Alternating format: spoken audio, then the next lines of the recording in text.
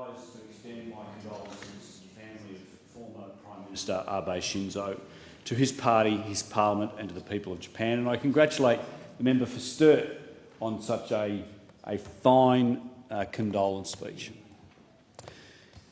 Mr Deputy Speaker, former Prime Minister Abe was a great friend to the people of Australia and a true statesman of Japan and of democracy in our region. Over nearly 9 years as Prime Minister and nearly 3 decades as a Member of Parliament, Abe Shinzo was single-minded in his pursuit of a stronger Japan, a more connected Indo-Pacific and a more peaceful world. Under his leadership, the friendship between Japan and Australia flourished, coinciding with the birth of the Quad Alliance and the governments of John Howard, Julia Gillard, Kevin Rudd, Tony Abbott, Malcolm Turnbull and Scott Morrison. In fact, in 2014, he became the first Japanese Prime Minister to address the Australian Parliament using the occasion to highlight our shared values as two parliamentary democracies and constitutional monarchies, which extends beyond the fences between political parties. And that speech that he gave to the Australian Parliament really demonstrated the long way that our relationships have developed since the Second World War. And it reminded me of my grandfather, who served in the Royal Australian Navy. He had very strong views, as many people did, of his generation towards the Japanese. I remember as a young child, we'd sold the family Ford Fairlane and bought a Honda Accord, and I don't think my grandfather talked to my dad for a week afterwards because he was so angry that we'd swapped from an Australian car to a Japanese car. And that was the culture of our, and I'm sure being of a similar vintage, our grandparents who had endured those war years that they had. But fast forward many decades and our relationship between Australia and Japan is now, of course, on extremely solid footing.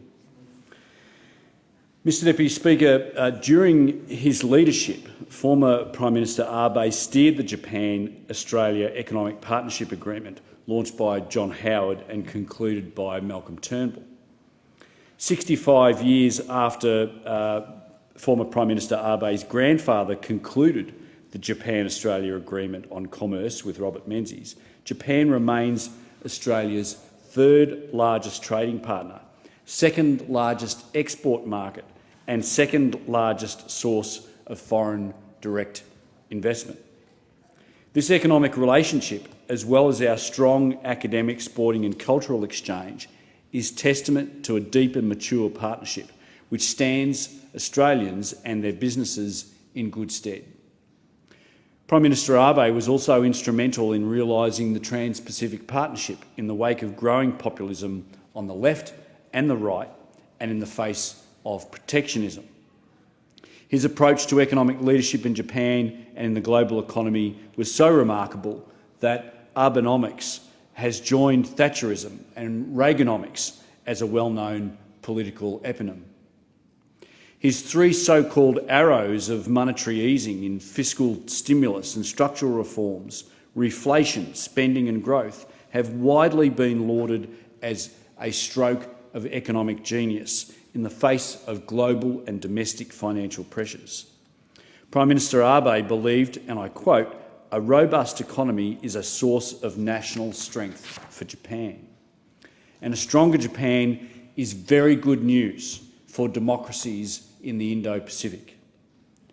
Former Prime Minister Abe joined the coalition in developing more comprehensive strategic security partnership in complement to the work of the Quad Alliance, cooperating on shared challenges such as cybersecurity and emerging tech, terrorism and the threat of extremism, COVID-19 and regional health security and conflict in the Indo-Pacific and beyond.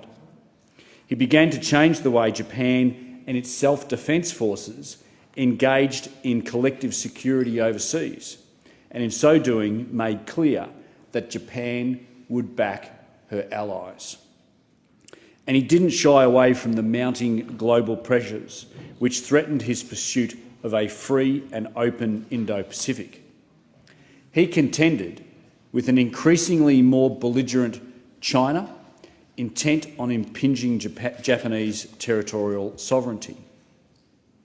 Former Prime Minister Abe called out the CCP, the Chinese Communist Party's aggression, their debt-trap diplomacy and their record on human rights, when many others would not.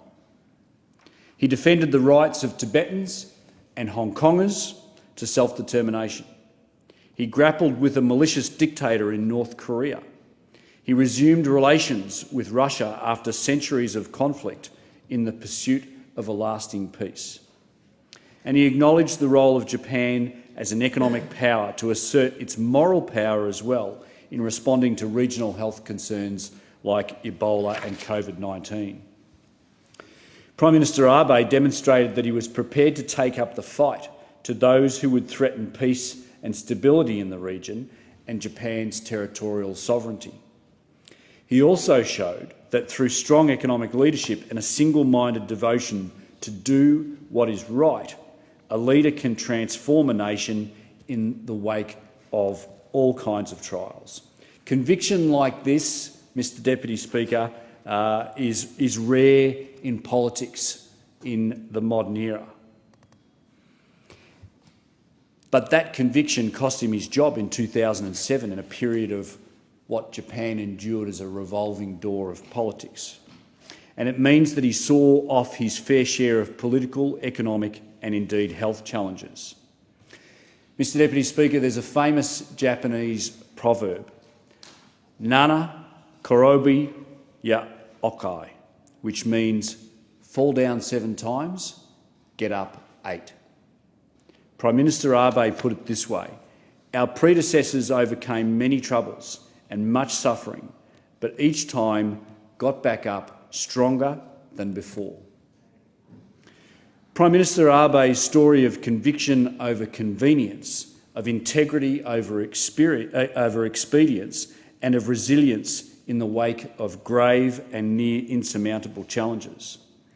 He was a thoroughly modern Conservative leader who broke through the vested interests and norms that had such deep roots in his party and his country. In his own words, Prime Minister Abe was a patriot.